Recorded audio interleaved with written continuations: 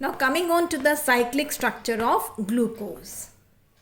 See, when we were talking about the straight chain structure of glucose, it has the aldehyde group. So that means this structure should show all the reactions of aldehyde group.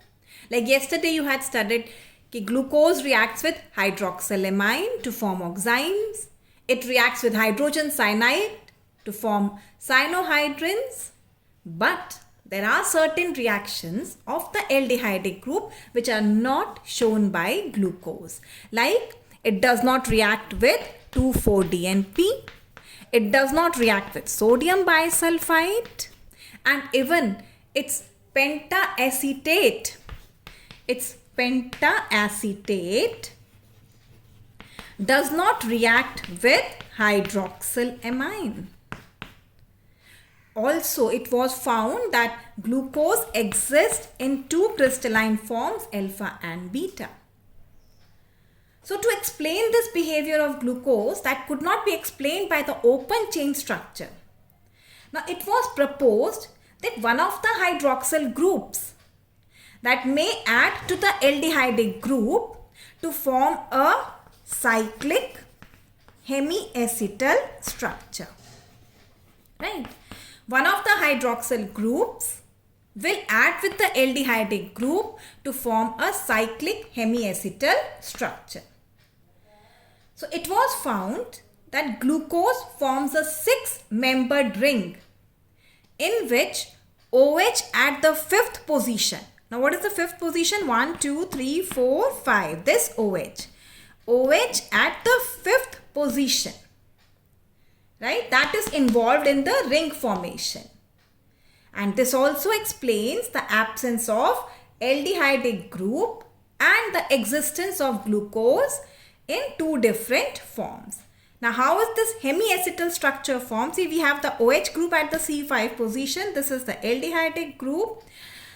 So, because now this ring will be formed here, this OH is involved in the ring formation. And what structure do we get now? Because OH will be involved in the ring formation. So, we get a structure like, just see here, I'll draw it like this. Now, this OH is involved in ring formation, right? So, I'll write OH here and this is the formation of a ring. So, this is the hemiacetal structure of glucose. Now, what we see here is that hydrogen on the first carbon is on the left side and OH is on the right side. This is the alpha form. And if we have this kind of structure that OH is on this side and hydrogen is on this side, so this is the beta form. So what do we see? That alpha and beta form, they differ only in the configuration around the first carbon atom. Rest everything is the same. Rest the entire structure is the same. So this is another kind of isomerism and these alpha and beta forms are called as anomers. What do we call them as? Anomers.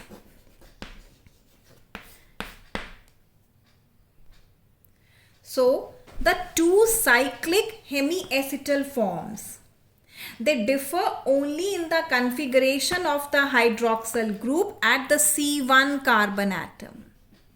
This is the anomeric carbon atom, right? And such isomers, that is the alpha and beta form, now these are called as anomers. Now this 6-membered cyclic structure of glucose is called as pyranose structure. We call it as pyranose structure. Its name comes from pyran. Now pyran is a cyclic organic compound. Right? Pyran is a cyclic organic compound with 1 oxygen atom and 5 carbon atoms in the ring. The cyclic structure of glucose, right? The cyclic structure of glucose is correctly represent it by Haworth structure, that I'll draw it here for you. It's drawn like this. Just see, I'll draw a spiral like structure where oxygen is here, right? So this is the C1 carbon atom where we show it like this: H, OH, H, OH, OH, H, H, OH, and CH2OH, and H is here, right? Now this is the alpha form, and in beta form, see what is the difference between alpha and beta form? They differ only in the configuration around C1 carbon atom. So if we are showing hydrogen at the top, OH at the bottom, in case of beta form, what do we show?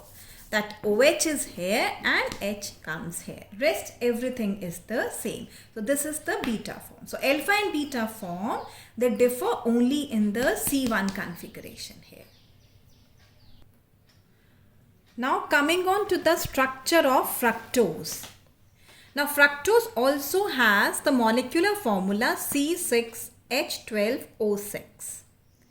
Right, and on the basis of its chemical reactions, it is known to have a keto group at the second position. So this also you can see a straight chain structure of fructose where the ketonic group is at the second carbon atom. Now fructose belongs to D series. Why do I say D series? Just look at this configuration. But this is levorotatory. So how will I write it as? D minus fructose, right?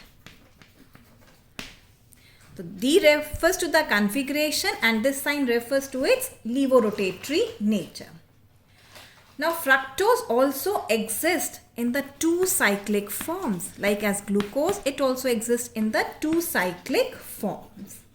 Now which are formed by the addition of the OH at the fifth carbon to the ketonic group, right? OH at the fifth carbon to the ketonic group will get the cyclic form of it. Now the ring formed in this case is a 5-membered ring. In case of glucose, it was a 6-membered ring. In this, it is a 5-membered ring and is named as furanose.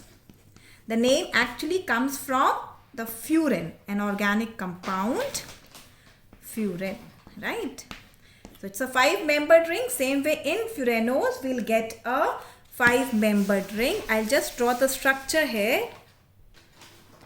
So this is the structure of fructose where you see that the hydroxyl group at the fifth carbon atom that is bonded with the ketonic group. So we get a cyclic structure here, right? Now if you see here, this is the C1 carbon atom where CH2OH is written on left side, OH on the right side. So this is the alpha form. And what about its beta form? Again, the configuration will be different at the first carbon atom. So you will have CH2OH on this side and OH on this side. This is the beta form of fructose. Now the cyclic structures of fructose or the two anomers of fructose can be represented by the Haworth structures that I'll draw it here for you. That we call them as furanose structure because it resembles furan.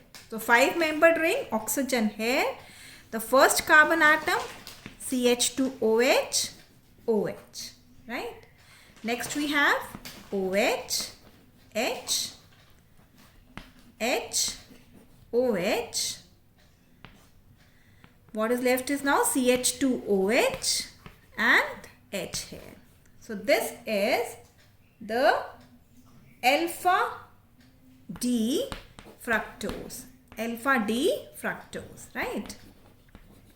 And what about the beta form? In beta form, the configuration at the C1 will be different. OH will be up and CH2OH will be down. So that is all about the cyclic structure of glucose and fructose.